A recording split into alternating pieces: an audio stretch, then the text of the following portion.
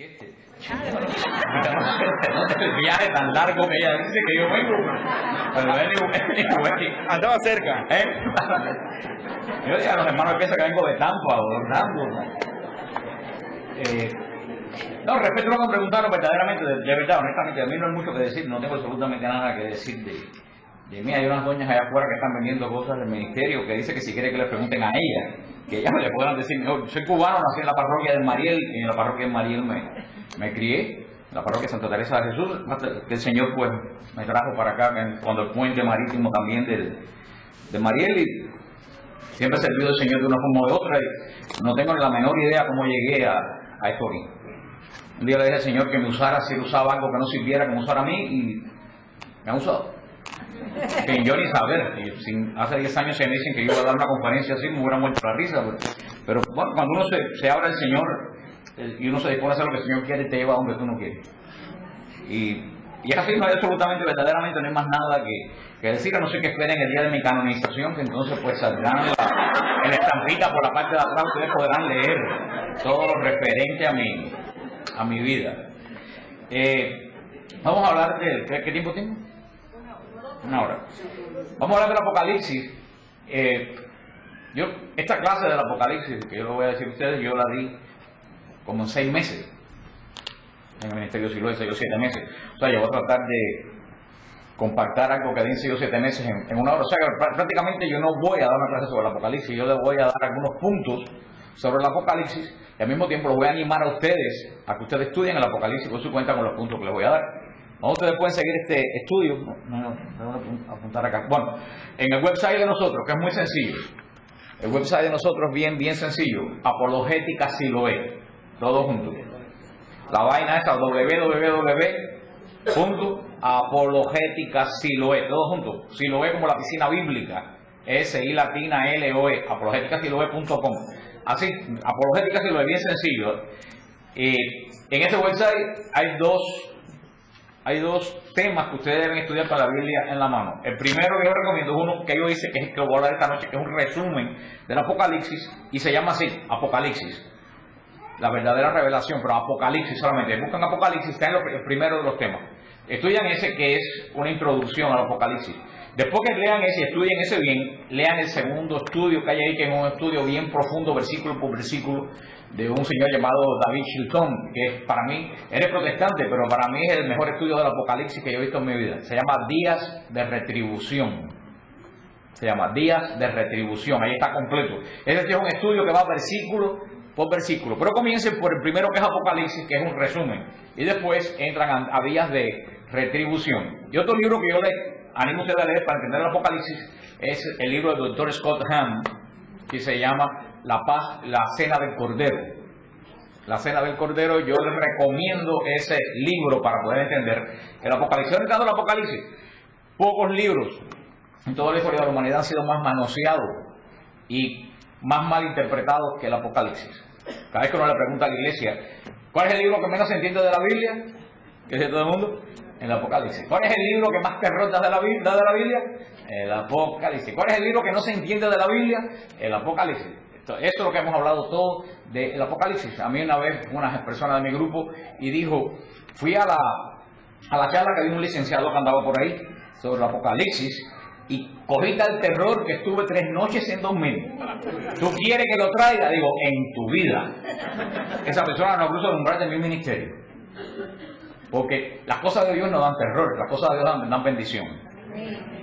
Y lo que yo vengo a hablar esta noche es lo primero que les quiero decir esta noche, es que el Apocalipsis casi no trata del fin del mundo.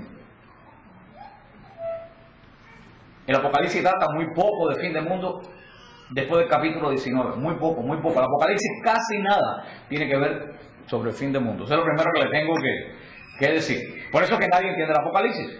Si tú estudias el Apocalipsis buscando lo que no está, por supuesto que no lo vas a entender. Segundo, el Apocalipsis es el libro más espiritual de la Biblia. Solamente una persona que es espiritual puede entender el Apocalipsis en su verdadero contexto. Tercero, el Apocalipsis es un libro eminentemente sacramental. El Apocalipsis es un libro eminentemente sacramental. cuarto o quinto, ya perdí el orden. El Apocalipsis, en vez de dar miedo, es un libro que da consuelo. Y el Apocalipsis, en vez de hablar de cosas terroríficas, habla de la victoria de Cristo sobre todas las cosas. O sea que, como si ustedes se dan cuenta, la mayoría de la gente tiene una... Y hay gente que se decepciona. Porque todo el mundo quiere ver el Apocalipsis y ver que salen chorros de sangre del Apocalipsis para afuera. Hay gente que se decepciona cuando ven esta charla. Y fíjense que todo lo que ha puesto fechas del fin del mundo y ha hecho vaticinio desde el siglo I hasta Saddam Hussein, basándose en el Apocalipsis que ha sucedido, no se ha cumplido. Porque están buscando lo que no existe. El Apocalipsis, si yo pudiera definir el Apocalipsis, yo lo definí de esta forma. El Apocalipsis es el gran amén de la Biblia. El Apocalipsis es el sello, el gran amén de todas las escrituras. Hay personas que ven la relación entre Levítico y Deuteronomio y Números, entre los profetas y la vida de Cristo, entre los evangelios y hechos de los apóstoles, entre los hechos de los apóstoles y las cartas de Pablo, todo es relacionado. Pero vean al Apocalipsis, también te parece que toda la Biblia viene bien y al final hay un libro extraño que pusieron ahí que nadie sabe cómo cayó ahí. El Apocalipsis es el libro más bíblico de toda la Biblia. El Apocalipsis tiene más de 400 versículos de la Biblia, es el libro que más contiene. ¿Qué es lo que quiere decir con esto? Que el Apocalipsis es un libro que hay que leerlo dentro de la Biblia. No se puede leer el Apocalipsis separado. Para entender el Apocalipsis hay que comenzar a entender la Biblia desde Génesis. Si tú no entiendes la Biblia de Génesis, tú no entiendes el Apocalipsis. El Apocalipsis no es un libro extraño que está al final, por eso que la gente lo ve raro, porque no lo relaciona con el resto de los libros de la Biblia. Y el Apocalipsis es un resumen de toda la Biblia. Para entender el Apocalipsis, después lo vamos a ver un poco, para entender el Apocalipsis, un libro que es esencial para entender el Apocalipsis es el Deuteronomio. Si tú no entiendes el Deuteronomio, tú no vas a entender jamás el Apocalipsis. Y vamos a ver después por qué si tú no entiendes el Deuteronomio, no vas a entender el Apocalipsis. Y una clave que le doy no solo para el Apocalipsis, para todos los libros de la Biblia. Y ahí es donde viene el delirium tremens de nuestros hermanos protestantes. Tú no puedes entender ningún libro de la Biblia si no lo entiendes dentro del pacto que se escribió. Se lo voy a repetir de nuevo. Tú no puedes entender ningún libro de la Biblia si no lo entiendes dentro del ¿qué? Del pacto que se escribió. Si tú no te basas en esa regla, estarás toda la vida dando tropiezos espirituales por el mundo. O con la Biblia de desodorante abajo el brazo. Como manda mucha gente que la Biblia no les pasa para aquí porque la tienen aquí. Pero, ¿por qué les digo eso? El Señor ha hecho dos grandes pactos con el hombre. Ha hecho muchos otros pactos, pero dos grandes pactos con el hombre. Y yo espero que ustedes lo sepan, porque si no lo saben, no sé qué es lo que hacen aquí. Y es tan sencillo. ¿Cuáles son los dos pactos que hizo Dios con el hombre? A ver, ¿cómo se llaman los dos pactos? Pacto con Abraham. Lo con Abraham, pero ¿cómo se llama? La nueva, pero no dicen por el techo.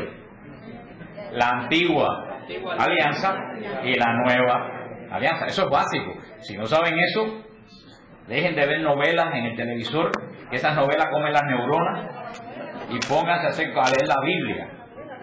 Si yo veo doñas por ahí que le digo, esta tiene cara de novela. Porque tú le ves los ojos para adentro y se ves una vieja llorando, alguna hija que se perdió, que jamás apareció. Pero el Señor ha hecho dos pactos, el antiguo pacto y el nuevo pacto. El antiguo pacto, ya lo dijeron algunos hermanos por ahí, el antiguo pacto lo hizo con Abraham. El nuevo pacto lo hizo con Cristo. Son los dos grandes pactos que ha hecho el Señor en la humanidad. Por eso, todos los libros de la Biblia, tú tienes que verlos dentro del pacto. Ambos pactos, vamos a coger a Cristo como centro. Ambos pactos apuntan a Cristo. Todo el Antiguo Testamento apunta a Cristo. Y todo el Nuevo Testamento apunta a Cristo. Entonces las escrituras del Antiguo Pacto, las escrituras del Nuevo Pacto, todas apuntan a Cristo. El Antiguo Pacto, ¿a dónde apunta el Antiguo Pacto? El Antiguo Pacto apunta a la primera venida de Jesús y a la redención. Apunta el primer pacto. Todos los libros del primer pacto, ¿cómo se llaman a los libros del primer pacto? Antiguo Testamento. Todos los libros del Antiguo Pacto apuntan ¿a qué? A la venida de Cristo. Tú no puedes leer ningún libro del Antiguo Testamento si no tienes esa base. El segundo pacto, la meta del segundo pacto apunta a Cristo también, pero apunta a la segunda venida de Cristo y al sellamiento de toda la creación en santidad. Son los dos grandes pactos, apuntan a Cristo, al antiguo, la primera venida, y el segundo, a la segunda venida de Jesús. Ahora, cuando Jesús muere en la cruz, que es el centro de los dos pactos, cuando Jesús muere en la cruz, ¿cuál es la última palabra de Jesús en la cruz? Todo se cumplió. ¿Qué fue lo que se cumplió? El antiguo pacto. ¿Qué cosa es un pacto? Un pacto como que ustedes compran un carro, compran una casa, hacen un contrato, si compran una casa con el banco. Tú te comprometes a pagar las mensualidades y el banco se compromete a prestarte el dinero. Eso es un pacto. Así hace Dios pacto con nosotros. Dios se comprometió con Israel en darle una tierra por herencia. Israel se comprometió con Dios a ser fiel a las leyes que Dios le había puesto. Si tú, por ejemplo, si tú compras un carro y te comprometes a pagar las letras y después viene y tú dejas de pagar las letras 4 meses, ¿qué pasa? Viene la grúa y cuando tú te levantas el carro no está. El banco sin vergüenza o el gruero sin vergüenza. No, tú incumpliste tu parte del pacto. Tú no pagaste. El banco no es el malo, malo eres tú que dejaste, por el motivo que sea, pero dejaste de pagar. Eso es un pacto. Dios hizo ese pacto con Israel. Todas las escrituras del antiguo pacto apuntan a la primera venida de Cristo. Por eso cuando Cristo dice se acabó, quiere decir que el pacto se acabó. Cuando tú terminas de pagar el carro, tú tienes que seguir pagando mensualidades. ¿Qué tú haces con el contrato? No lo tires, que te vas a buscar tremendo lío. El contrato no lo guarda para si algún día hay algún problema, pero y ese contrato a ti no te quita el sueño, ya tú lo pagaste, se acabó. Así, por eso Jesús cuando se acaba el primer pacto dice, todo se cumplió. Todo el antiguo pacto se acabó, porque el antiguo pacto apuntaba a la venida de Jesús. Solo hay que decir eso, que todos los libros del Antiguo Testamento ya se cumplieron cuando Cristo murió en la cruz. No hay una sola profecía, no hay un solo libro del Antiguo Testamento que esté pendiente para acá 200 años. Y ahí viene el problema de los hermanos protestantes. Ellos continuamente están predicando, están poniendo el Antiguo Testamento como si fuera parte del nuevo pacto. Cuando Jesús dijo, ese pacto se acabó. Y todas las profecías se cumplieron, porque todas las profecías apuntaban a la cruz de Cristo. No hay nada del Antiguo pacto que esté pendiente hoy en día. Lo único que está hoy en día pendiente es el nuevo pacto. Nuevo pacto, que va a terminar el día que Jesús venga a juzgar vivo y muerto. ¿Ustedes entienden eso? Pues el Apocalipsis es el gran amén de los dos pactos. Y el Apocalipsis tiene muchas versiones, apunta muchas cosas, un libro muy completo, muy complejo, pero el Apocalipsis narra varias cosas. Primeramente, el Apocalipsis narra por qué el mundo judío se acabó. El Apocalipsis apunta al fin del mundo, pero no al fin del mundo físico, apunta al fin del mundo judío. El mundo judío se acabó. ¿Cuándo se acabó el mundo judío? ¿Quién sabe cuándo se acabó el mundo judío?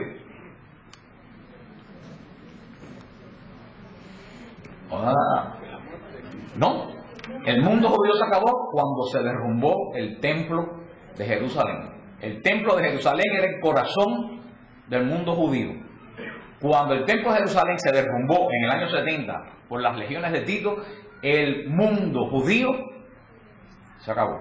Más nunca hubo sacrificio, más nunca hubo profeta, más nunca hubo libros, más nunca hubo arca, más nunca hubo absolutamente nada. Fue el fin del mundo judío. Entonces uno dice, la pregunta no se puede hacer, y que se ha hecho muchas veces a nivel personal, si Dios hizo una promesa, ¿por qué ese templo se derrumbó? El Apocalipsis va a hablar de eso. Porque los judíos hicieron un pacto con Cristo, con el Señor, en la antigua alianza. Ese pacto no lo cumplieron. Vino la grúa y les llevó un carro. ¿Ustedes entienden lo que les quiero decir? Los judíos no cumplieron el pacto. En Deuteronomio, Moisés le dice, mira que este es el camino de la bendición. Si ustedes cumplen el pacto, el Señor les dará esto y esto y esto. Lean el Deuteronomio. Moisés le dice, pero si ustedes no cumplen el pacto, sobre ustedes vendrán esto y esto.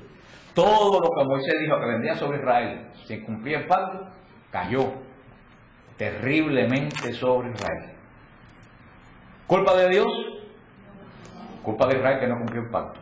Porque Moisés le dijo, ¿son tan dispuestos a cumplir el pacto? Israel dijo, sí estamos dispuestos. Y los roció con sangre. Hicieron un pacto con Dios. Nadie los obligó a hacer el pacto con Dios. No solo no cumplieron el pacto con Dios, que cuando vino aquel que era la razón del pacto, no solo lo rechazaron, lo mataron de la forma más ignominiosa que existía en ese momento. No encontraron lo peor que existía en el mundo, se lo dieron al que venía y era el testador de ese pacto. Y lo dice el sumo sacerdote, que caiga su sangre sobre nosotros y sobre toda nuestra descendencia. Lo dice en juramento la cabeza de Israel. Por eso Jesús, en el Dominus Flevit, en el lugar donde dice Jesús lloró, que es el lugar más conmovedor de Israel, Jesús dice, ¿qué más pude hacer por ti que no hice? ¿Qué más pudo hacer Dios que no hizo por Israel? Mandó los profetas, le dio una tierra, le dio rey, le dio maná, vino el mismo. ¿Y qué hicieron? Lo mataron de la forma más espantosa que pudieron encontrar. Ni siquiera lo mataron a pedradas, que era la forma judía, lo mataron de la forma más ignominiosa. El pacto no solo fue incumplido, fue insultado. Todo lo que Moisés dijo que vendría sobre Israel si no cumplía el pacto, se cumplió con la caída del templo de Jerusalén. Y de eso es lo que habla el Apocalipsis, del derrumbe de la esperanza judía, por qué se acabó el primer pacto. Y ahí verdaderamente es donde está el corazón del Apocalipsis, en la caída del templo de Jerusalén. Porque fíjate qué interesante, muchas veces uno termina haciendo lo mismo que critica. Eso pasa muchas veces. Uno critica algo y uno termina haciendo lo mismo que uno criticó. Israel criticó a Jericó enormemente. ¿Saben lo que pasó en Jericó? Se derrumbaron las murallas. ¿Y por qué se derrumbaron las murallas de Jericó? Porque Jericó se interponía entre el cumplimiento del pacto de Dios y el pueblo de Dios. El pueblo de Dios cruzó el Jordán, entró al pacto de Dios, a la tierra, pero antes de llegar a la tierra, creo que se encuentra Jericó con las murallas. No, por aquí no pasa. Jericó impedía que el pueblo de Dios llegara al cumplimiento de la promesa de Dios. ¿Y qué pasaron con las murallas de Jericó? Se derrumbaron. Y Israel, que criticó a Jericó, terminó siendo como Jericó. ¿Por qué? Porque lo que impedía que el segundo pacto se pusiera en marcha era el templo de Jerusalén. El templo de Jerusalén era el segundo Jericó. La cortina se rajó, el arca no estaba, el Mesías había muerto, ese caserón ahí no pintaba nada. San Pablo dice en Hebreo que el culto, y lo dije cuando yo expliqué la misa aquí, que el culto pasó del templo material de Jerusalén al templo celestial del cielo. Los judíos le dio el Señor casi 40 años, que es el tiempo donde Dios hace la obra en el pueblo. Le dio 40 años para que se dieran cuenta, y ellos insistían en mantener un culto vacío en un templo que ya no tenía sentido. El único signo que quedaba de la alianza era el templo. Ellos insistieron y el templo se derrumbó tal como se derrumbó Israel. Cuando el templo se derrumba, que es la última parte de la alianza, es cuando empieza la plenitud, es cuando la iglesia se riega y comienza la plenitud del segundo pacto, porque el templo de Jerusalén aguantaba el cumplimiento de el echar a andar de la segunda alianza. Eso lo narra el Apocalipsis. Por eso mucha gente confunde el fin del templo con el fin del mundo. Y si ustedes se fijan en San Mateo 24, cuando Jesús le dice a las mujeres de Jerusalén, ¿por qué lloran mujeres de Jerusalén? No lloren por mí, lloren por sus hijos, porque si en el leño verde se hace esto, que no será en el seco. ¿Ustedes saben qué? Esos niños que tenían esas mujeres en las manos, cargados el día que lloraron por Jesús, tendrían 3 o 4 meses. Cuando se cayó el templo, tendrían 40 años. Y lean la memoria de Flavio Josefo. El asedio de Jerusalén fue uno de los episodios más horrendos que existieron en el mundo. Madres que se comieron a los hijos. Una cosa horrible. Esos niños que tenían esas mujeres, por eso Jesús le dijo, no lloren por mí. Lloren por esos niños, porque lo que va a venir sobre esos niños. Pero esto que Jesús dice, cuando en Mateo 24, que la gente piensa que Jesús habla del fin del mundo y no habla del fin del mundo, está hablando del fin de Jerusalén, dice, esta generación no pasará antes que se cumplan estas cosas. Si es del fin del mundo, esa generación, ¿pasó o no pasó? Se acabó el mundo. Entonces, 2 cosas, o Jesús se equivocó o estamos leyendo mal. Jesús se refería que esa generación no iba a pasar hasta que vieran el derrumbe del templo de Jerusalén. Esa generación que tenía 2 o 3 años, a los 40 años lo vio. Claro que lo vio, se cumplió la palabra. Cuando Jesús dice, si cae en día de sábado, no pidan para que no caigan día de sábado. Ahí dice, fin del mundo. Hermano, si el fin del mundo cae sábado, mejor para nosotros porque no trabajamos y podemos salir huyendo. ¿Tú sabes por qué dicen que no caiga sábado? Porque los judíos sábado no podían caminar más que ciertas millas. Si el ataque a Jerusalén caía sábado, ellos no iban a poder, los cristianos, irse de Jerusalén. Por eso en Mateo 24 también la gente lo mira como el fin del mundo y no habla del fin del mundo. Habla del fin de Jerusalén. Esa es una de las cosas que habla el Apocalipsis. Otra cosa que tenemos que pensar. No se puede desligar el Apocalipsis del presente que vivió Juan el apóstol. Porque en el Apocalipsis se enlazan muchas cosas. Este que estoy hablando es una. Otra que se ve en el Apocalipsis es lo que sucede que da inicio a que Juan escriba el Apocalipsis. Mucha gente cree que Juan escribió el Apocalipsis para los años 90. Hay otras personas, yo me inclino por esta forma de pensar, que Juan escribió el Apocalipsis antes del derrumbe del templo.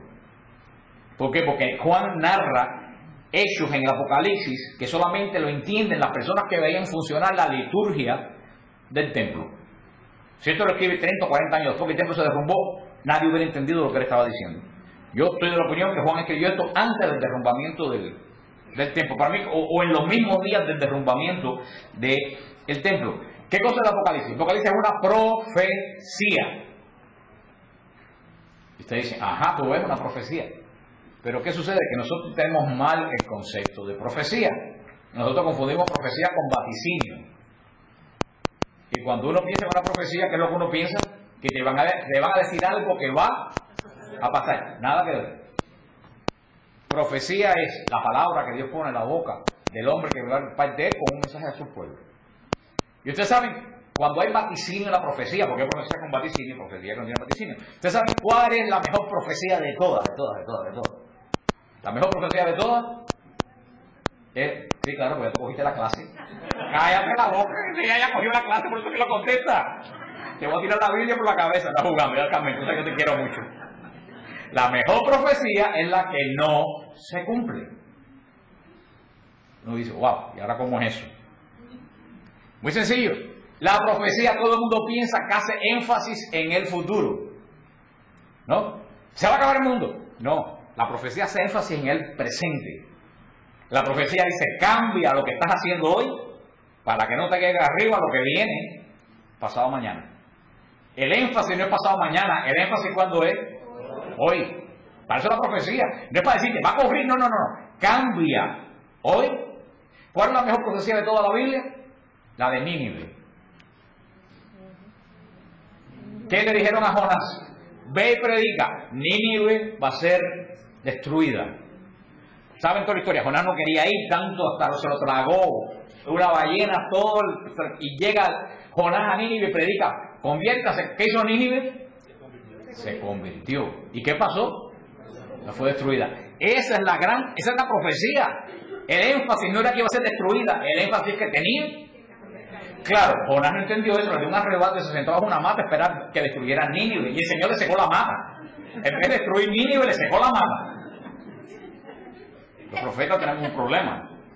Porque claro, Jonás pensaba como la gente. Nínive, la mejor profecía es la que no se cumple. Y la Apocalipsis es una profecía diciéndole, todavía tienen chance, cambien esta situación para que lo que está profetizado no suceda. Ni siquiera eso lo escucharon. No cambiaron. Ahora, segundo, Juan escribe este libro en el medio de la persecución de Nerón. La primera de las grandes persecuciones que se lanza sobre los cristianos. Esa comunidad, Juan era el obispo de Éfeso. Éfeso está en el Asia Menor y Éfeso tiene un circuito de 7 iglesias que la rodean. Juan escribe ese libro a su iglesia. Es como cuando Favarola ahora está mandando los videos esos del ABC. Él escribe a su iglesia, a las iglesias de su jurisdicción. Le escribe esta profecía. Por eso va dirigida a las 7 iglesias. Si van a ver un mapa que tenemos ahí en Siloé, van a ver que las 7 iglesias están así en todo alrededor de Éfeso. Es el circuito de Éfeso. Juan escribe porque estos cristianos lo que le venían encima era terrible. Y la persecución mayor no fue tanto en Roma, fue en el Asia Menor. ¿Cuál era el conflicto de Roma con los cristianos? no era espiritual. Roma, habían dioses hasta para hacer dulce. El problema es que Roma te permitía creer en lo que tú quisieras mientras tú confesaras que el emperador era Dios. Eso era parte de la política. Y una vez al año, como aquí se pagan los taxes, los romanos tenían que ir a echar incienso delante del estatua y decir, fulano, Nerón es señor. Y echar incienso. César Kaiser, Nerón es señor. Los cristianos decían, nosotros cumplimos con todo, pero nosotros no podemos decir Nerón es señor. Nosotros tenemos que decir Jesús es señor. Y eso lo tenía como falta de patriotismo, como traición a la patria. Y ahí comienza la gran persecución. Y ahí viene la figura del anticristo, todo eso que pone Juan. Es el imperio romano en contra de los que siguen a Jesús. Es los que siguen a la bestia, al emperador, contra los que siguen el reino de Dios. Es la gran batalla. Juan escribe esta iglesia que iba a ser diezmada, que iba a ser perseguida, que iba a ser martirizada, que iba a ser decapitada, los que le venían encima. Juan escribe este libro de consolación. Ahora, este libro habla de la computadora de la comunidad europea. Y si este libro habla de un microchip que te van a poner aquí, y si este libro habla de un aerolito que va a venir y se va a desbaratar, a apurruñar la mitad de la humanidad con un terremoto que dura 4 horas, que un terremoto 4 horas no quedan ni las lagartijas, va a ser el cuento. Si todo eso hubiera consolado a los cristianos de la persecución de Nerón, entonces imaginen que ustedes están pasando una gran tribulación aquí. Yo vengo, hermanos, consuélese que en el 2500 un aerolito va a desbaratar la Florida. ¿Eso les sirve a ustedes de consolación para lo que están pasando ahora? En absoluto. Pensar que esto habla de cosas del 2000. Y es lo que yo me pregunto, es la insanidad mental que hay entre muchos protestantes y muchos católicos. ¿Qué tiene que ver la computadora de la Unión Europea con la prédica del apóstol Juan, el discípulo amado? Si ustedes ven la Biblia, toda la Biblia tiene una secuencia, habla de algo espiritual. En medio de eso, un libro que habla de computadoras y microchip aquí. Eso es lo más absurdo. Eso es la profanación más grande que yo he visto de la palabra de Dios. Y ese es el entretenimiento para tener a la gente asustada y que no piensen que en esa iglesia no tienen doctrina, que lo único que tienen es emociones y bobería. Porque los atan por el miedo, no por la consolación. Porque, ¿qué tiene que ver el profeta Ezequiel con los platillos voladores? ¿Qué tiene que ver el reino de Dios y el Señor Jesucristo con computadoras y con cosas de esas? El problema es que estamos mirando este libro como un libro de ciencia ficción, no como palabra de Dios. Todos los libros de la Biblia están encarnados en la realidad espiritual del reino de Dios. Y hay que verlos como tal. Y Juan, el mensaje, y no podemos leer el Apocalipsis, por eso no ha visto ni la Biblia. El mensaje de Juan también a través del Apocalipsis a sus comunidades está contestándole una gran pregunta. Las comunidades de Juan se van a hacer la pregunta que muchos de nosotros, muchos de ustedes y yo nos hemos hecho en un momento determinado. ¿Por qué? Si yo he encontrado a Jesucristo y yo lo sirvo, cuánta desgracia hay, me cae encima a mí. ¿Quién de aquí nos ha hecho esa pregunta alguna vez? Son unos hipócritas. Yo me la he hecho un millón. Yo me lo he hecho un millón de veces. Señor, porque si yo te sirvo me está pasando todas estas cosas cuando a otra gente no les pasa. Esa pregunta se le iba a hacer la comunidad de Juan. ¿Y usted lo que Juan le va a contestar con el Apocalipsis? Lo que le contesta a ustedes cuando leen el Apocalipsis en una visión espiritual. Juan le va a decir, ustedes están sufriendo no porque Dios haya perdido el control del mundo. Ustedes están sufriendo porque ustedes están en primera línea de batalla. Y les pongo un ejemplo. ¿Quiénes están metidos más candela? ¿Los soldados que están en Bagdad o los que están en una base en Carolina del Sur? Los que están en Bagdad. ¿Por qué los que están en Bagdad están en más candela que los de Carolina del Sur? Porque están en primera línea de combate. Ahora, cuando termine la guerra, los que estén vivos y regresen, ¿quiénes van a tener más honor y más beneficio? Los que estaban en Bagdad. Así le dice Juan a los cristianos. Ustedes están sufriendo no porque Dios los haya olvidado. Ustedes están sufriendo porque tú estás en la primera línea de batalla. Tú eres de la primera línea de la batalla del reino de Dios. Por eso que los palos te caen arriba. Pero prepárate, porque la corona que tengo para ti, nadie la tiene sobre la tierra. Eso es el mensaje. No, pero hablaban a Juan, no a mí. Este es el mensaje de la yo no estoy diciendo nada nuevo. Todos ellos San Agustín. Ese es el mensaje de la... Ahora, ¿qué es de más edificación espiritual para ustedes? ¿Esto que les estoy diciendo o si hablo de la computadora de la Unión Europea? Esto es lo que Juan escribió, no ciencia ficción. Y es lo que quiero que ustedes abran los ojos y ustedes vean. Ese es el resumen. Juan le dice a su pueblo, lo que le va a caer arriba no es que Dios perdió el control. Es que ustedes están luchando contra el mal y ustedes son de los primeros combatientes. Mientras más Pablo te dale más gracias a Dios porque tú estás dando la batalla por tu Señor y tu premio va a ser gigantesco. Eso es lo que le dice quien no vea esto pierde el verdadero sentido del libro. Y es lo que tenemos que tener bien claro. El Apocalipsis es una profecía que habla de la destrucción de Jerusalén por los romanos, no del fin del mundo. El Apocalipsis es una profecía que consuela a la iglesia del primer siglo y de todos los siglos. Porque esa pregunta de los primeros cristianos, hoy en día tenemos persecuciones de los cristianos de otro tipo.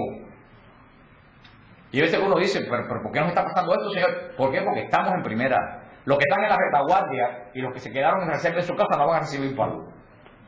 Pero tampoco van a recibir premio. Eso es. Por eso, si quieren entender la parte de Israel, lean Deuteronomio 27 y 28. Y van a entender por qué el Apocalipsis habla de una destrucción de un mundo. Porque el Apocalipsis tiene una parte histórica y mucha parte espiritual. El Apocalipsis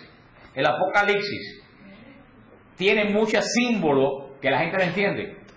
Porque recuerden que ese libro no ha sido escrito para nosotros. Ese libro fue escrito para la comunidad del siglo I. Y uno se decepciona y dice, ay, no fue escrito para nosotros. Y yo les pregunto, ¿para quién fue escrita la carta de los romanos? Para Miami. Para la comunidad de Roma del siglo I. ¿Le sirve a ustedes o no le sirve? Uno dice, pero si el Apocalipsis ya se cumplió, en un 95% ya se cumplió, ¿de qué me sirve? La carta a los Corintios fue escrito por un problema de los Corintios del año 60. Ese problema se acabó. ¿Le sirve a ustedes o no le sirve? Claro que le sirve, porque la historia se repite y se repite y se repite y se repite. Pero este es un libro que es altamente espiritual. A nosotros esos símbolos nos parece raro, pero porque este libro no está escrito para nosotros. Este libro está escrito por una comunidad que sí conocía la Biblia y entendía perfectamente qué querían decir estos símbolos. ¿Qué quería decir la bestia, las cabezas, las coronas? Esa gente estaban familiarizados con este lenguaje, porque este lenguaje aparece en el profeta Ezequiel. El profeta Ezequiel, el profeta Zacarías, el profeta Daniel, tienen mucho que Juan toma de ese lenguaje. Y estos cristianos sabían de qué hablaban los símbolos. Nosotros hemos perdido porque hemos dejado de leer la Biblia, no sabemos qué quieren decir estos símbolos. Pero este libro no era un libro extraño, era un libro que los que lo leían sabían que estaban leyendo. Segundo, lo dice desde el primer capítulo del Apocalipsis, lo dice, y aquí está la prueba, pero es que no hay peor sordo que el que no quiere oír. Revelación, Apocalipsis 1:1, revelación de Jesucristo. Se la concedió Dios para manifestar a sus siervos lo que ha de suceder pronto. ¿Qué dice aquí? ¿Cuándo va a suceder esto? Esto lo dice más de 7 veces durante todo el Apocalipsis. Esto va a suceder pronto. Y la gente sigue poniendo fecha. Si siguen poniendo fecha, quiere decir que entonces Dios y Juan se equivocaron. ¿Va a suceder cuándo?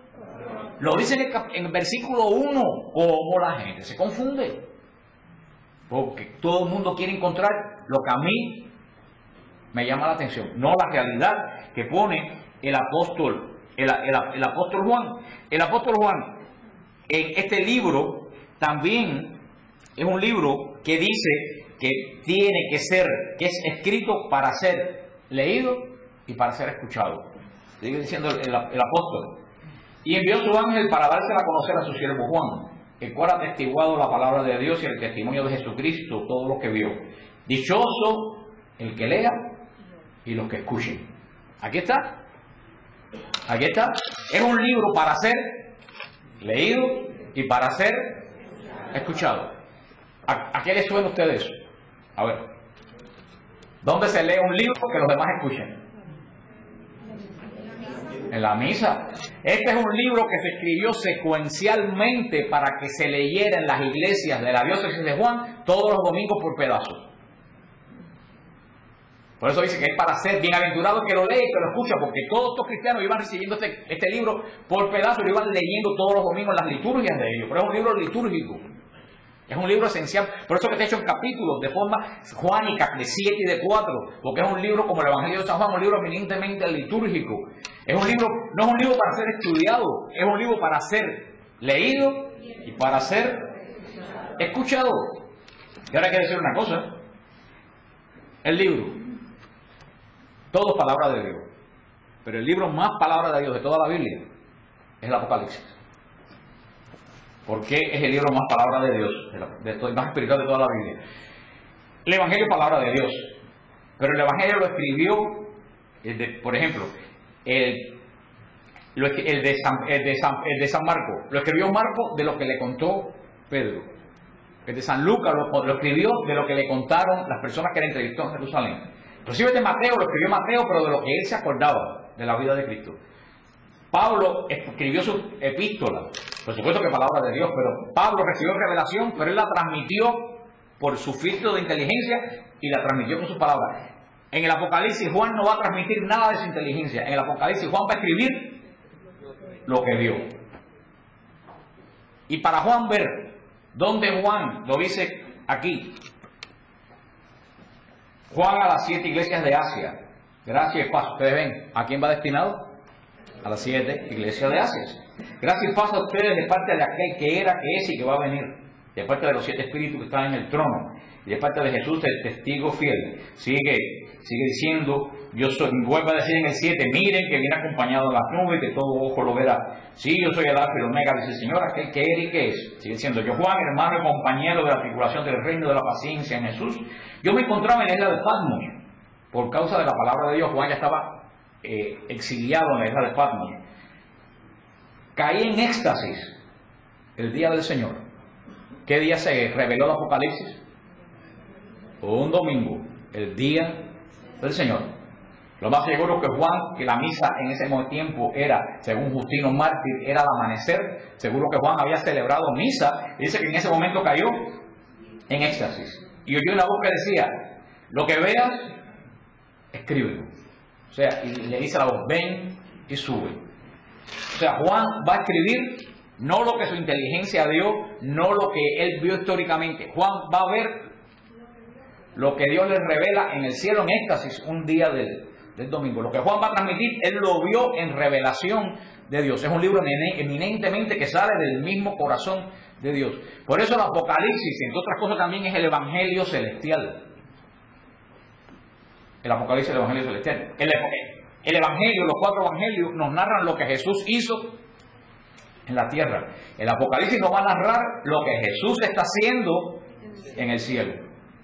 Si tú quieres saber qué Jesús está haciendo en el cielo, lee el Apocalipsis. Por eso el Apocalipsis es el Evangelio del Cristo celestial, del Cristo glorificado, del Cristo sumo y eterno sacerdote. Ya no del Cristo de la tierra. Este no nos va a presentar a un Cristo sufriente, nos va a presentar a un Cristo glorioso, Señor de señores y Rey de reyes, que tiene en sus manos el destino de la humanidad, lo que es Jesús en este momento.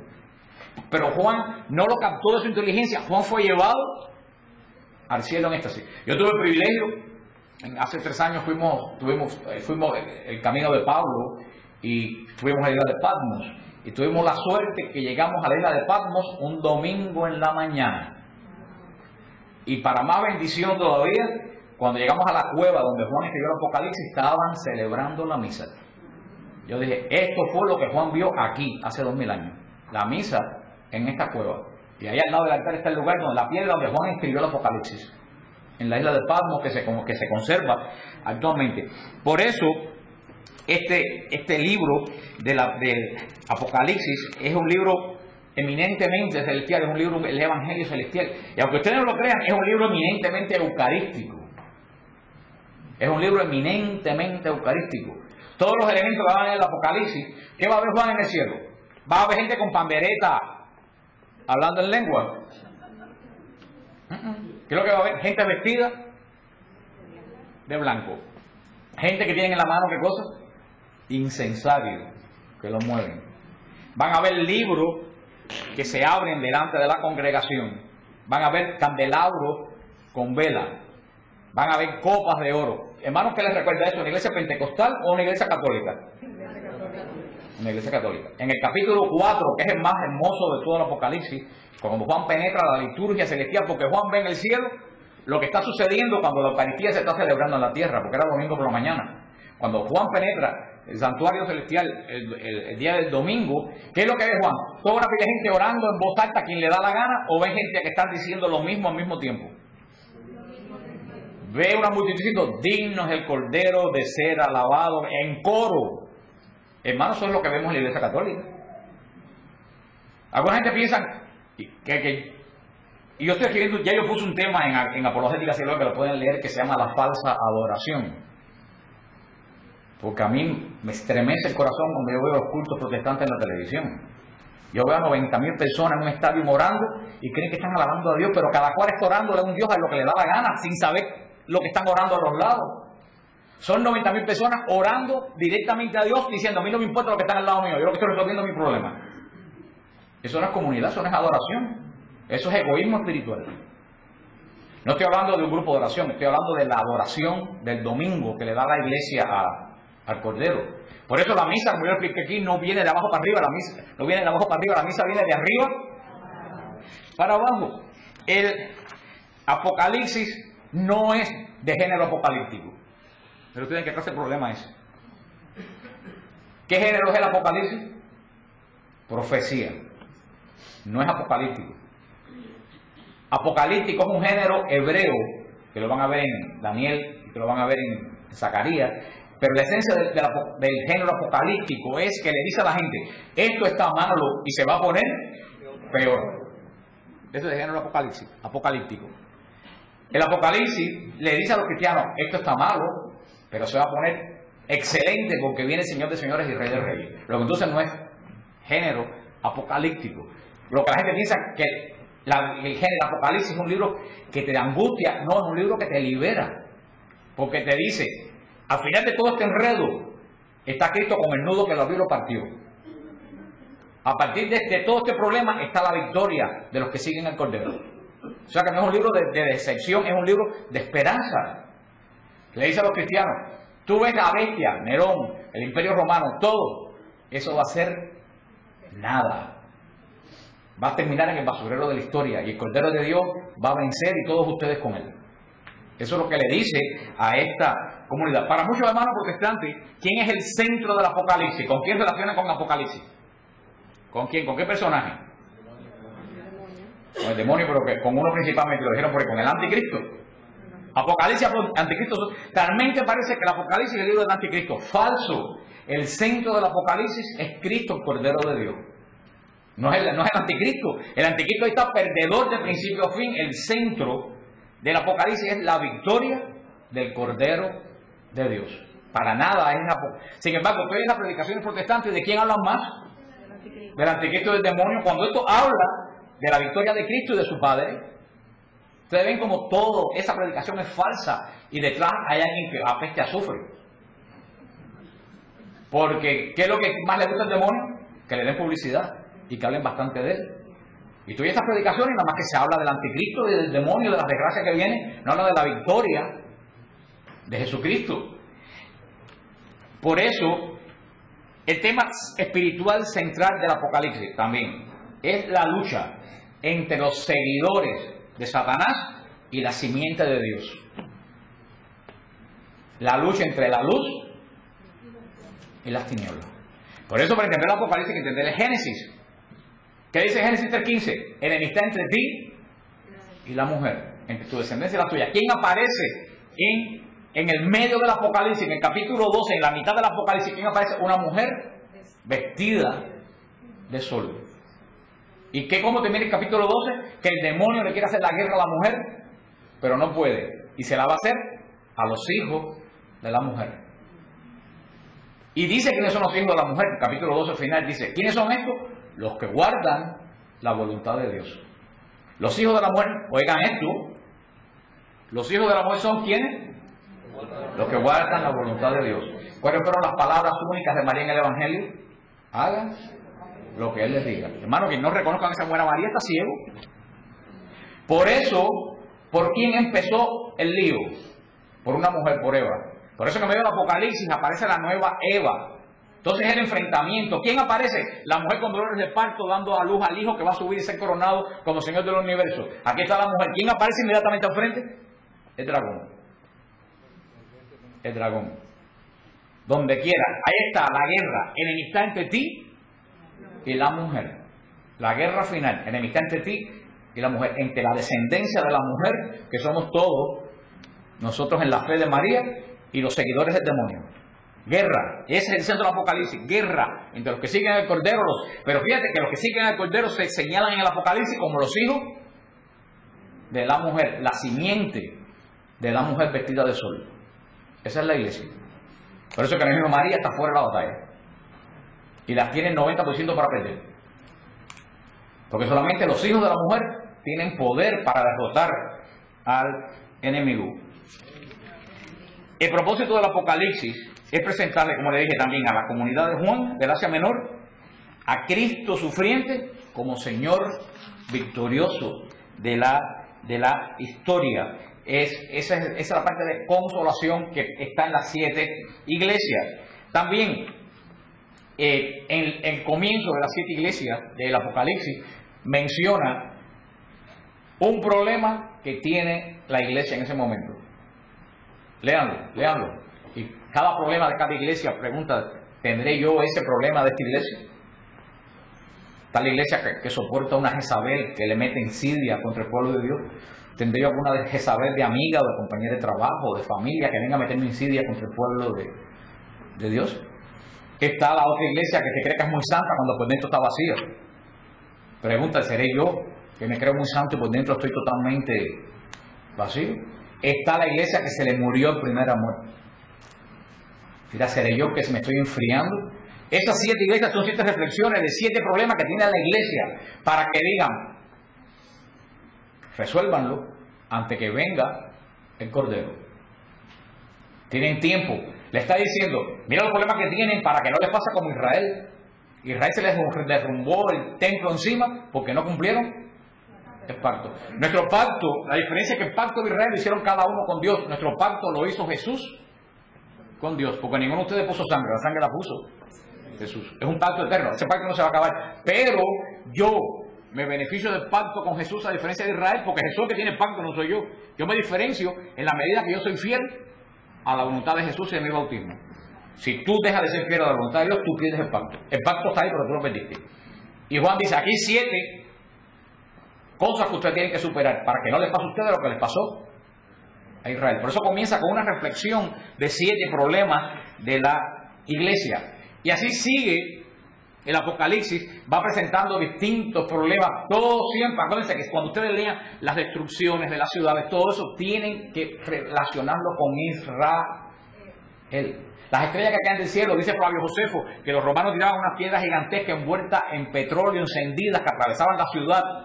O sea, todo lo que dice el Apocalipsis, de verdad que pasó. Lean las memorias de la guerra judía de Flavio Josefo. Lo pueden leer en internet para que ustedes vean que todo lo que dice el Apocalipsis lo relata él, que él lo vivió y lo vio. ¿Qué pasó? Después de todo eso, cuando ya se derrumba, sacaba Babilonia, que vamos a ver después la grande, la madre de todas las abominaciones, ya la iglesia es libre. Entonces comienza la batalla espiritual del demonio contra la iglesia. La persecución. ¿Por qué? Porque el demonio dice, si yo destruí el pueblo del primer pacto, yo voy a destruir el pueblo del segundo pacto. Lo que no sabía que aquí la bronca era diferente. Porque el primer pacto no tenía el testador que tenemos nosotros. Y por eso el demonio le lanza toda la persecución a la iglesia, para acabar con el pueblo del segundo pacto, tal como acabó con el pueblo del primer pacto. Y ahí vienen los 1000 años que narra todo eso del Apocalipsis. Ya comienza la guerra del Imperio Romano contra los santos, contra la iglesia. Y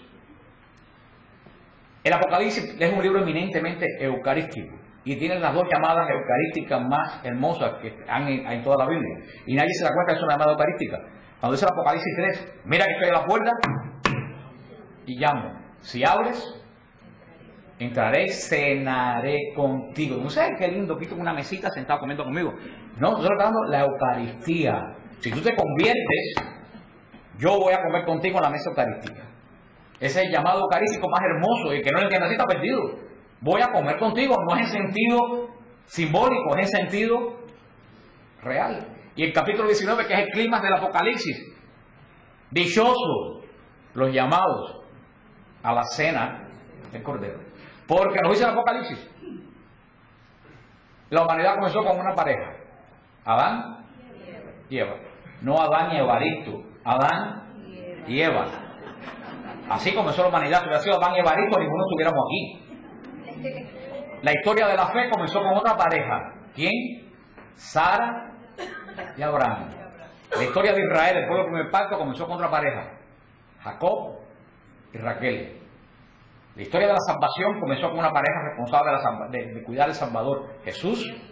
José y María. La historia de la humanidad termina con una pareja. Cristo y la iglesia. Ya la cosa es a nivel espiritual, y eso es lo que dice, dichosos los llamados a la boda del Cordero, que eso habla de la Eucaristía. Por eso en el centro de la Eucaristía están las palabras del Apocalipsis, y por eso Scott Hahn dice, la misa es el Apocalipsis en la tierra, porque Apocalipsis es un género literario, que no es este libro, pero Apocalipsis en griego quiere decir revelación. Aquí no es género apocalíptico, que este libro, por eso se llama en inglés The Book of Revelation. El libro de la revelación. Ahora dice, Señor, le voy a revelar algo, y cuando tú coges el libro, no entiende nada. ¿Qué ustedes verían si yo vengo a la clase a dar la clase del Apocalipsis y digo, les voy a explicar el Apocalipsis? Baruch el que vos ajustó de Holanda de Jabataga, Danay, Loeja, de Baja. ¿Entendieron algo? Les revelé algo. Les expliqué algo. Eso es lo que pasa con el Apocalipsis. Eso es lo mismo que sucede con el Apocalipsis. Si es una revelación, es porque es muy fácil de entender. ¿Por qué no la entendemos? Porque la estamos leyendo en el sentido equivocado, buscando lo que no está y dando palo como una piñata mexicana a ver cuándo le doy. Algunas ya me queda un poco de tiempo. Acuérdense que no le estoy explicando el Apocalipsis, solamente le estoy dando. Les voy a decir algunos personajes claves del Apocalipsis, de los símbolos del Apocalipsis. ¿Cuál es uno de los personajes más? Para que ustedes vean cómo está mal interpretado este libro. Porque quiero decir una cosa, y a mí me importa un bledo que me digan que no soy ecuménico. Pero yo estoy aquí para decir la verdad, no para pasarle la mano a nadie. Por eso digo las cosas como son y punto. Mis mejores amigos son pastores protestantes. Pero eso no quita que a la hora de decir la verdad tenga que llamar las cosas por su nombre. Y yo voy a decir las cosas por su nombre. Los protestantes se creen que ellos son espirituales porque se saben la Biblia de memoria. Eso no es ser espiritual. Saberse la Biblia de memoria es señal de tener buena memoria. Punto. Más nada. El demonio se sabe la Biblia de memoria porque atacó a Jesús en las tentaciones con la Biblia. No dice el Deuteronomio, no solo de pan, no solo el hombre se alimenta de él. Cuando le contesta aquí, es una batalla del demonio y Cristo, el demonio utilizando la palabra de Dios. Fíjate que el demonio, cómo comienza los ataques de Cristo. Si eres hijo de Dios. ¿Qué cosa es eso? No dice, tú eres hijo de Dios, no. Si eres. A lo mejor tú estás equivocado. ¿Cómo comenzó el demonio con Adán y Eva? ¿Es cierto que Dios les dijo que no podían comer nada de lo que hay aquí? Eso fue lo que dijo Dios. Al contrario, dijo, coman todo menos una sola cosa. Cuando vienen ustedes los fundamentalistas a atacarlos, ¿con qué vienen? No, si tú eres católico, ¿por qué no me buscas en tu Biblia dónde está Él? ¿No tú ves que ellos tienen la misma técnica del demonio? De sembrar dudas. Yo no voy a atacar a nadie, pues yo vengo a explicar, pero no voy a atacar a nadie a su casa, en su iglesia. Yo me encuentro con un protestante y digo, bendito sea Dios, hermano, que tú crees en Cristo Jesús como yo. ¿Esta es la reacción de ellos cuando se encuentran con un católico? Ah, tú eres católico. Ahí donde dice la Biblia que se hay que adorar imágenes. Y después pone la mano arriba del fuego y dice, yo te juro que nosotros no adoramos imágenes. Y yo decía, sí, y siguen adorando imágenes. Por eso, ser espiritual no es saberse la Biblia de memoria. Dice un amigo mío que la salvación consiste en pasar lo que tienes aquí para aquí. Que tiene un pie de distancia la salvación, un pie de largo. De aquí, aquí. La Biblia aquí es señal de buena memoria. La Biblia aquí es señal de salvación. Y conozco mucha gente con la Biblia aquí que nunca la pasan para aquí.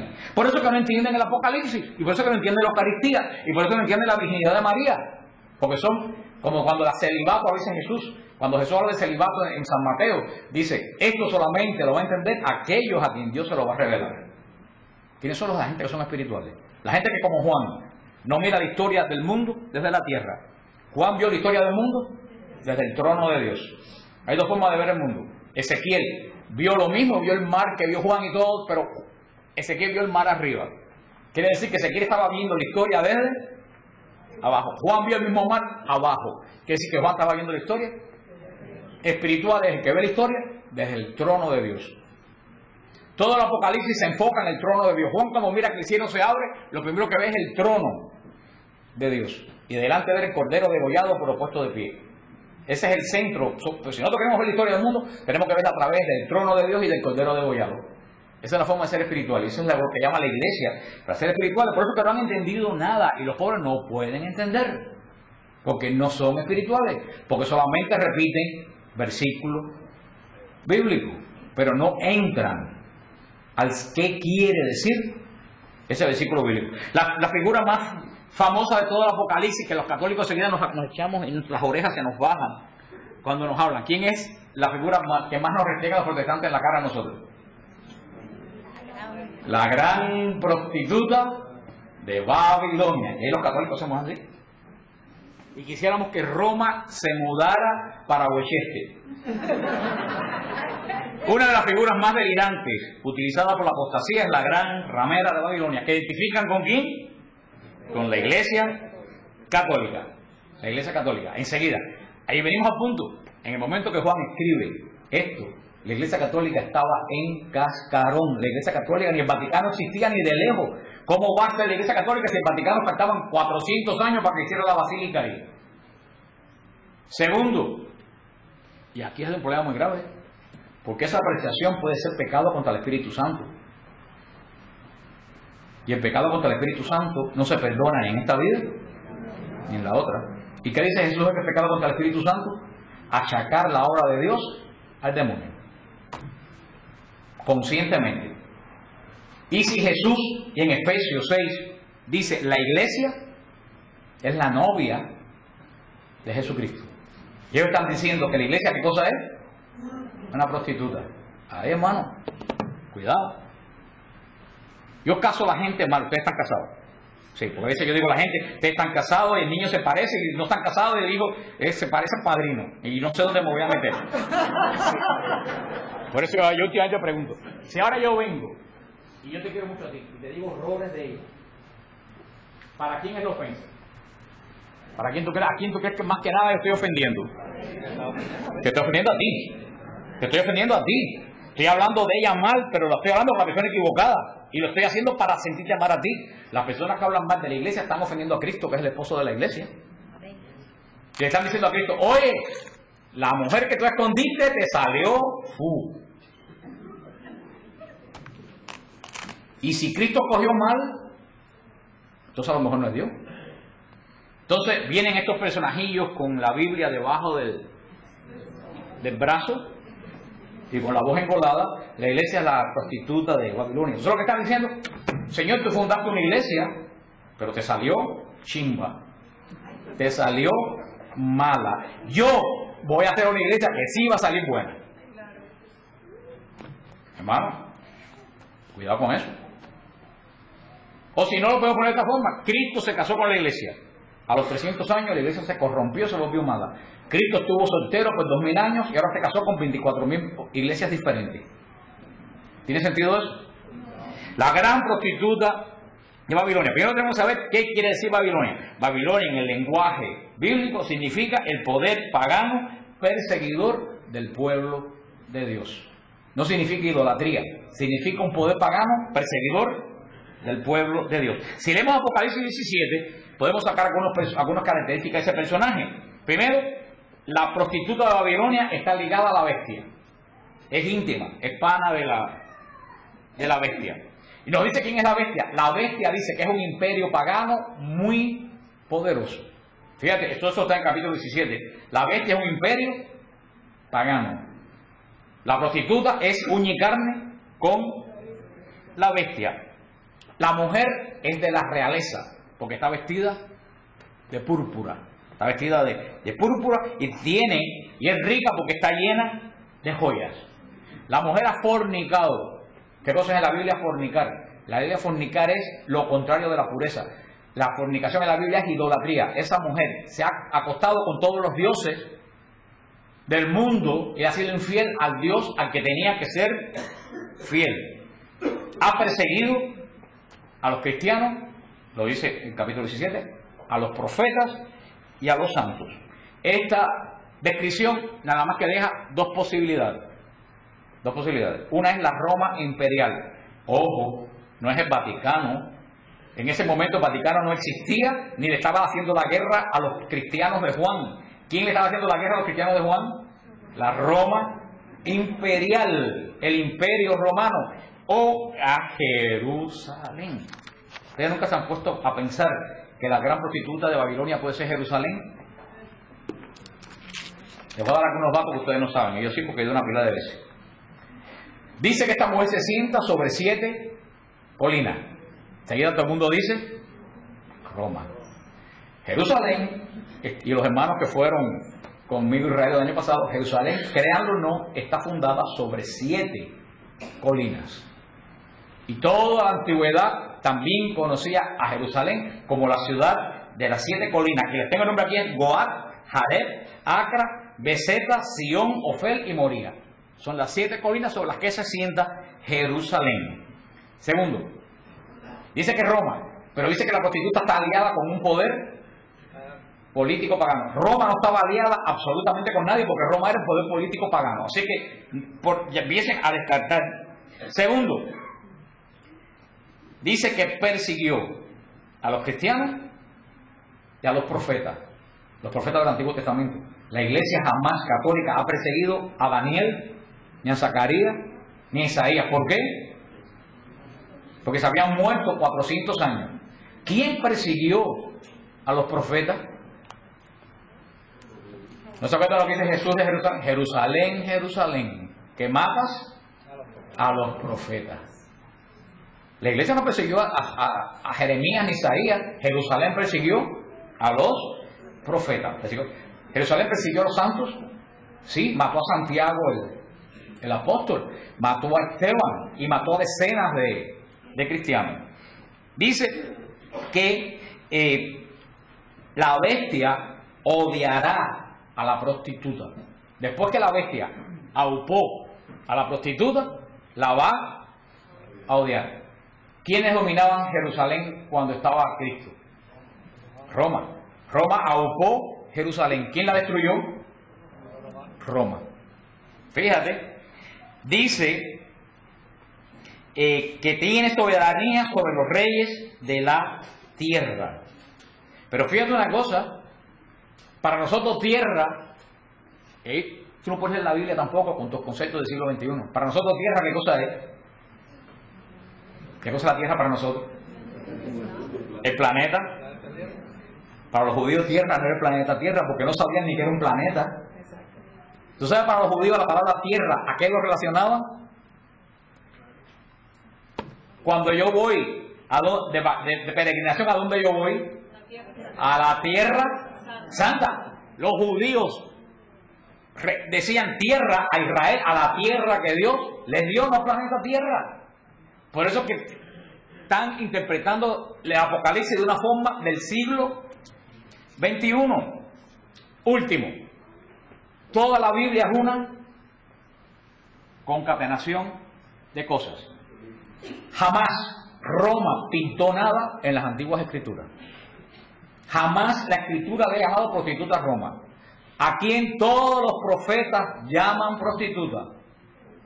A Jerusalén. Léanse al profeta Oseas. Te has prostituido con todos los mendigos que pasaron por el camino. ¿Qué le dice cásate con una prostituta para que entiendas el dolor? Yo que me he casado con una prostituta, le dice Dios. Prostituta le llaman los profetas, no a Roma. ¿A quién? A Jerusalén. Pero se viste de púrpura. Los cardenales se visten de púrpura. Pero tú no sabes qué. El sumo sacerdote Se vestía de púrpura. Ah, pero tiene joya. El sumo sacerdote tenía el pectoral lleno de piedras preciosas y la diadema. Tiene una copa. El sumo sacerdote, el día de la expiación, entraba al Santo de los Santos, se lo expliqué aquí, con una copa de oro en la mano. Aquí está describiendo a la prostituta a Jerusalén, la que tenía que haber sido fiel a su Dios y se alió con cuanta gente le pasó por el lado y persiguió a los santos. Una de las bestias, ¿quién es? La bestia que está sentada sobre ella. ¿Quiénes tenían el negocio de todo Jerusalén? ¿Quién crucificó a Cristo? El sumo sacerdote y el estamento estatal. Eso estaban encima de la prostituta de Jerusalén, porque Anás y Caifás eran los dueños de todos los negocios de Jerusalén, y por eso tenían su contubernio con Roma. Esa gente vivía encaramados sobre el pacto con Dios, que son dos bestias, una que viene del oriente, que es de la tierra de Israel, y otra que viene del mar, que sí es el imperio romano, que se alió con Jerusalén. ¿Porque quiénes mataron a Cristo? Roma y Jerusalén. Ahí están las dos bestias. Están las dos bestias, Roma, el poder político, y la ciudad de Jerusalén. Apocalipsis 11:8 dice que el cadáver de los dos olivos va a estar expuesto en la gran ciudad que simbólicamente también se llama Sodoma o Egipto. La prostituta. Dice, allí donde también su Señor fue crucificado. Apocalipsis 11 dice que la prostituta es una ciudad donde su Señor fue crucificado. Cristo fue crucificado en Roma. ¿Dónde fue crucificado Cristo? Jerusalén. Todo apunta. Y ahí es donde tú entiendes. Ahí donde tú entiendes, cuando tú te das cuenta que la gran prostituta es Jerusalén, tú entiendes el Apocalipsis. No es Roma, es la ciudad del pacto, que en vez de ser fiel a Dios, se prostituyó con los romanos, con los egipcios, con los reyes cananeos, con todo el mundo. Cuando tú lo entiendes de esa forma, es como tú. Dice también que la mujer se sienta sobre, fíjate lo que dice Juan en el capítulo 17:10. Dice que se sienta sobre 7 reyes, que 5 pasaron y que 2 están por llegar. Fíjate que 5 pasaron. ¿No te das cuenta que eso fue un momento histórico? Y están los 5 nombres de los reyes que pasaron y 2 están por llegar. Hermano, de Cristo que han pasado 2 reyes por Roma, o 2 papas. No, han pasado decenas de reyes. 5 reyes en ese momento habían pasado, lo cual está diciendo que esto está encarnado en un momento histórico, no en el futuro. El momento más importante es del Apocalipsis 18, 20, 24, donde dice, alégrate cielo por su ruina, alégrense santos, apóstoles y profetas, porque al condenarla a Dios les hizo justicia a ustedes. Esa ciudad que comenzó la abominación, la persecución de la iglesia, que abominó crucificando a Cristo, al fin fue tirada a la tierra y mordió a tierra, como la serpiente fue maldita, porque también se opuso al pacto de Dios hacia la tierra. Por eso contrapone la prostituta de Babilonia contra la iglesia, que es la novia de Cristo, en el capítulo cuando baja la novia vestida de blanco del cielo. Fíjate, esta es la parte espiritual que hay que entender espiritualmente. Jerusalén en un principio fue la novia. Jerusalén fue la novia de Dios, era la niña de los ojos de Dios, era la ciudad del pacto, del templo, del sacrificio, de la alianza, era la niña de los hijos de Dios, dijo el profeta Isaías. Esa novia querida de Dios se convirtió en ¿qué? Prostituta.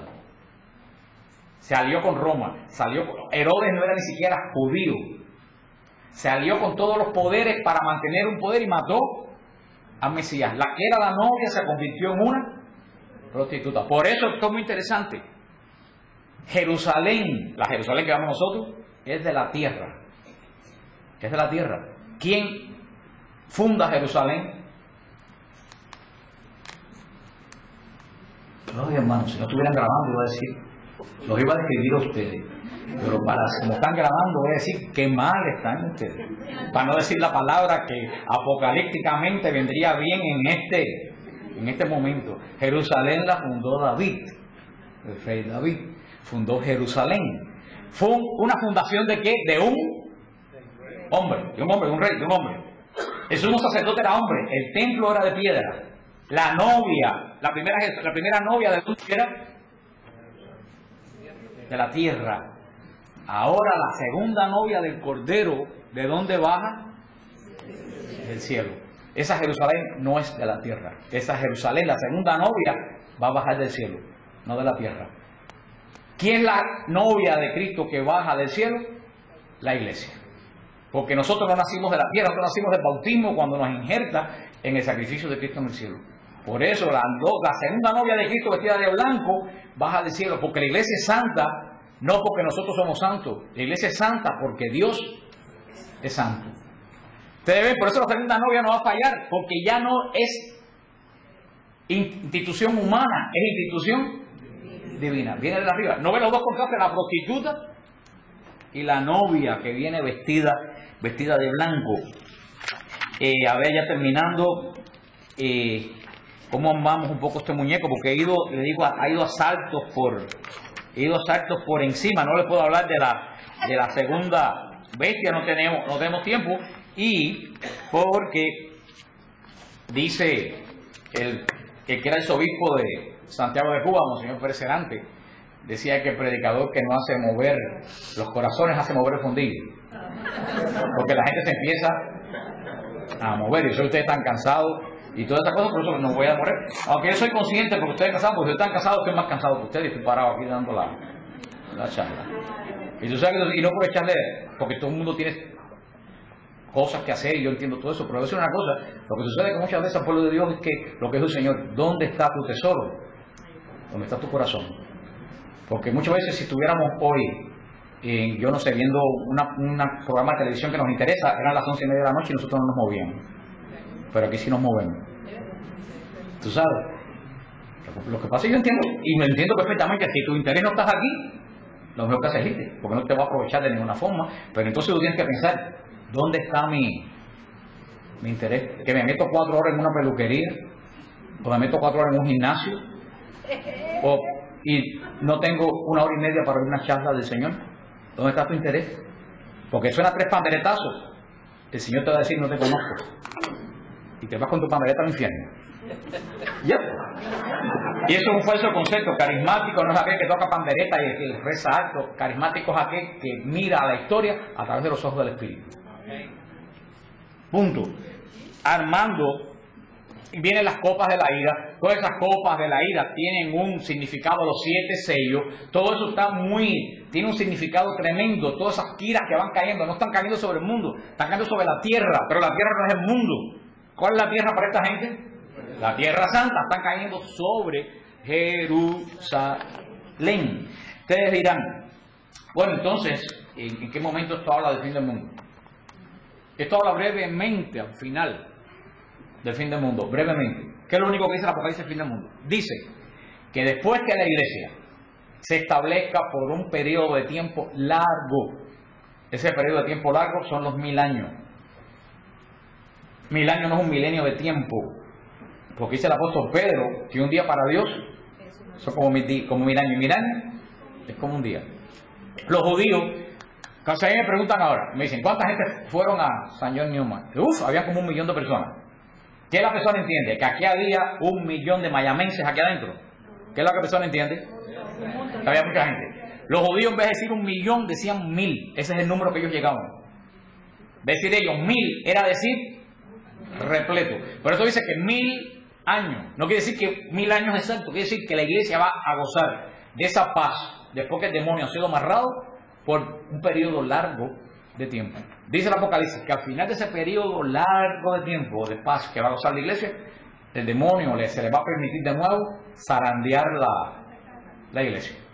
Va a ser el último ataque del demonio a la iglesia. Y de nuevo se van a enfrentar la simiente del demonio con la simiente de la mujer con los que siguen el Cordero. Y esa va a ser la batalla final. Porque cuando los santos venzan en esa batalla, el Señor va a sellar para siempre a los dos bandos. Uno para destrucción, uno para salvación. Y le va a entregar el reino al Padre solamente con los santos. Porque el mal va a ser destruido para siempre. Eso es lo único que dice. Y esto se relaciona con algo también que dice el Señor. Cuando dice la parábola del trigo y la cizaña. Que dice que un sembrador echó trigo y atrás vino un maligno y echó cizaña. Y salieron las matitas. Y dijeron, las arrancaba. Y el Señor dijo, no las arranque. Porque si las arranca ahora, puede ser que arranque trigo. Porque chiquitas no se diferencian, pero cuando el trigo crece y la cizaña crece, el trigo es totalmente diferente a la cizaña. Déjalas que crezcan. Y cuando crezcan, coge la cizaña, arranca, echa a fuego. Hermanos, hasta hace muy poco, hasta hace 40 o 50 años, no se podía diferenciar quién era trigo y quién era cizaña. Porque hay gente que parecían buenas y tú no sabías. Hermano, cada día que pasa más, en la familia, en la iglesia, en la nación, se define quién es trigo y quién es cizaña.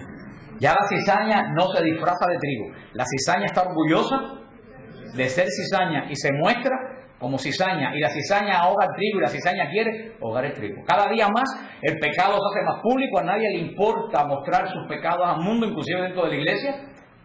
Hermano, ¿eso es lo que quiere decir? Para que tenga buenos oídos. No quiere decir que sea mañana, porque nadie lo sabe. Si ya la cizaña se está diferenciando del trigo, ahorita todo está ready para que venga el sembrador y arranque. Ahora lo que te pregunta que tienes que hacer esta noche, ¿qué soy yo? ¿Trigo o cizaña? Ay, yo soy trigo, mira, tengo las pelucitas amarillas aquí. El trigo no es por pelucitas. ¿Sabes para qué sirve el trigo? El trigo para que se... ¿Te han comido trigo alguna vez? La semilla de trigo solo sabe a rayo. Para que el trigo sea bueno, ¿tú sabes lo que hay que hacer primero? Molerlo. ¿Tú te dejas moler por Dios? ¿O estás protestando cuando Dios te quiere moler para hacerte pan? El trigo alimenta, da vida a los demás. Tú le das vida a los demás con tu palabra, con tu acción, con tu temperamento, con lo que tú haces.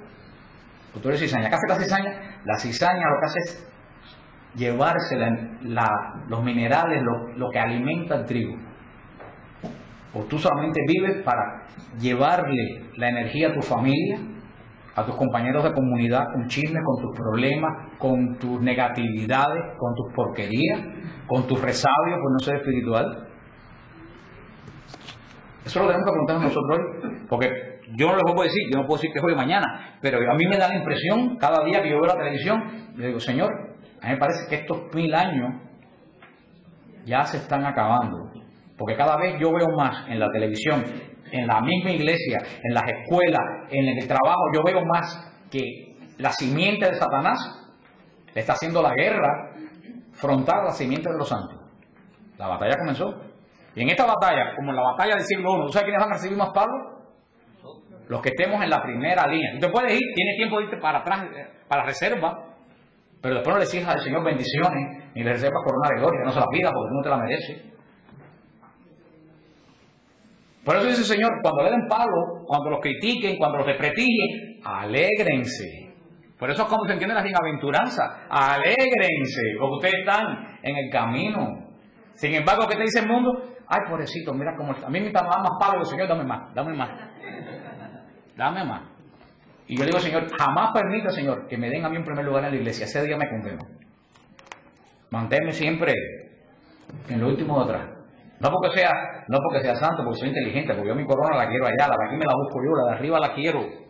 Nada más que me la puede dar Él. Y aunque ustedes no lo crean, eso es lo que habla el Apocalipsis. Todo esto que hemos hablado esta noche aquí. Pero fíjate que todo esto es una visión espiritual. Los carnales no pueden ver esto y siguen esperando bombas atómicas, aerolitos que caigan y destrocen a la humanidad, que poner trapos en la ventana con velas benditas para que no te lleve el demonio cuando vengan los 4 días de tiniebla. Entonces me digo, ven acá, chicos, y si yo que no tengo vela en mi casa me agarra los 4 días de tiniebla, el demonio me lleva con todo lo que he trabajado. Y a una vieja brujera que tiene 4 velas las prende y se salvó. Ustedes se ríen, pero a lo mejor ustedes han creído eso también y no le han puesto lógica al asunto. Que aquel asunto no es de velas benditas, es de vida bendita. Oye lo bien, hermano. Todo lo que a ti te dé miedo, a no ser pecado, no es de Dios. Lo que pasa es que hoy al revés. Hoy todo da miedo, menos el pecado. Mira cómo el demonio ha virado. Todo lo que no es pecado, de a ti te dé miedo, no es de Dios. Si te presentan un apocalipsis que te aterra, ese mensaje no es de Dios, es propaganda del enemigo. Juan Pablo II dijo que el futuro de la iglesia es una iglesia de místicos. Que el que no sea místico se queda atrás. Que es místico una persona como Juan, que ve la historia desde el cielo, no desde la tierra. Que dice, ¿por qué me está pasando esto a mí? ¿Tú sabes por qué tú dices eso? Porque estás viendo la historia desde tus zapatos. ¿Tú quieres entender por qué te está pasando eso a ti? Sube al santuario celestial y mira tu historia desde allá arriba, desde los ojos de Dios, para que tú veas por qué te están pasando esas cosas a ti. Que posiblemente no sea culpa de Dios, posiblemente sea culpa tuya. Lo que es más fácil es echarle la culpa a Dios. El Apocalipsis nos habla, libro eminentemente espiritual, nos habla por qué Israel perdió la promesa del pacto, que no fue culpa de Dios, fue culpa. Yo quiero decir una cosa, yo llevo este viaje, y ahora te lo voy a anunciar, este año yo voy a hacer mi peregrinación número 20 a Israel. Y los protestantes llegan a Jerusalén y se vuelven locos. ¡Ay, Jerusalén, Jerusalén, Jerusalén! Con las calles de oro y la... Esa es la gran prostituta de Babilonia. La Jerusalén Santa es esta que está aquí hoy. ¿Por qué yo llevo gente a Jerusalén? Para que vean el Evangelio en el lugar en que se... Pero te pones a pensar, en Jerusalén fue donde se mató al Mesías de la forma más horrible que se ha matado en el mundo. Y donde se sigue matando porque siguen negando la existencia de Cristo como Mesías. Porque después de 2000 años se han convertido. Y llevo gente a Israel y es hermosos viajes, los hermanos lo pueden decir. Y es espiritual el viaje porque vamos a la Jerusalén que está allí, que no es la Jerusalén judía, es la iglesia que mora en Jerusalén.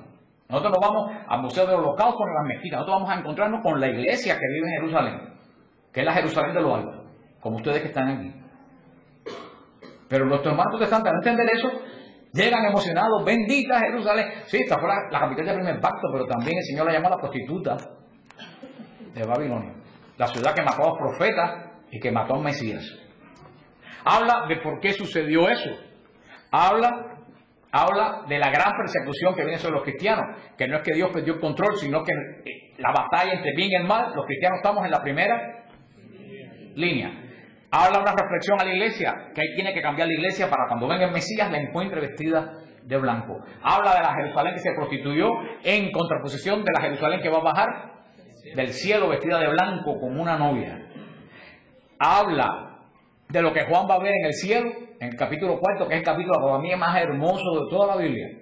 Cuando Juan penetra el santuario celestial la mañana del domingo, cuando Juan ve en el cielo lo que está sucediendo en el cielo mientras la iglesia adora en la tierra. Es un libro de consolación, es un libro espiritual.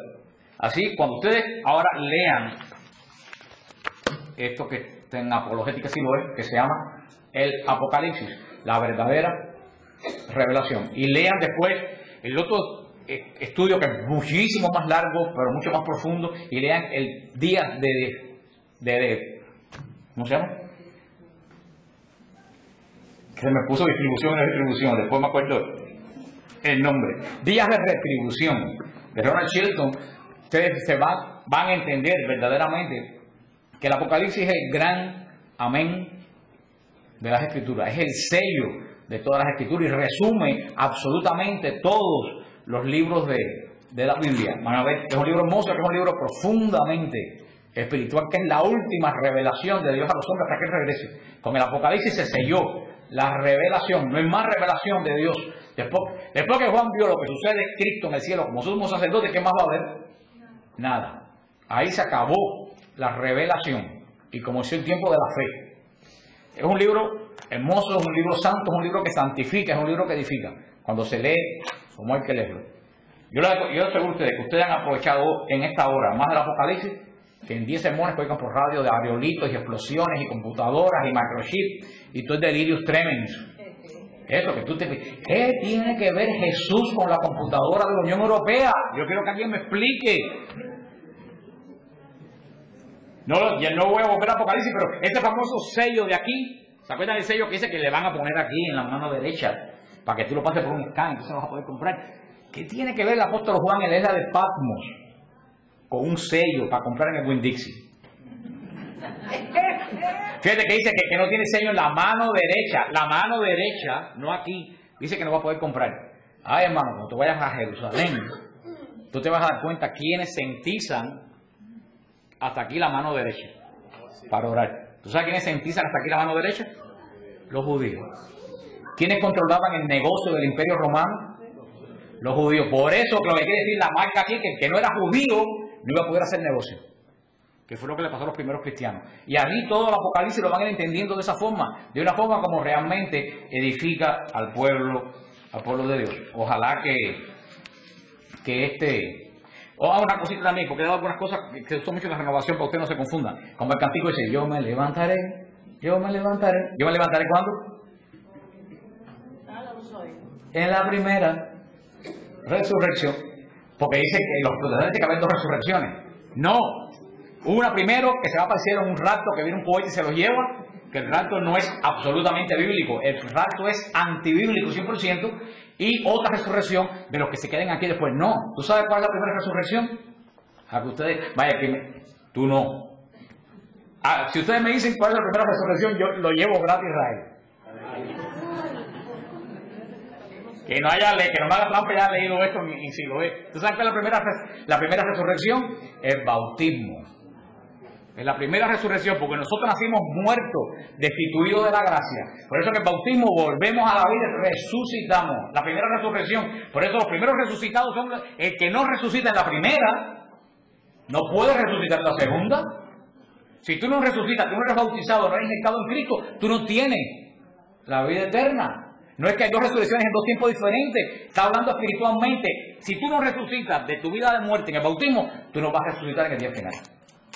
Fíjate cómo todo eso, el protestantismo lo ha virado de una forma tan burda, y ha confundido tanto a la gente que se ha perdido el sentido. Y esto que le he dicho, todo el Apocalipsis está lleno de eso. Cada símbolo, cada cosa tiene su sentido espiritual, su sentido bíblico. Y recuérdense este tip que es para leer toda la Biblia.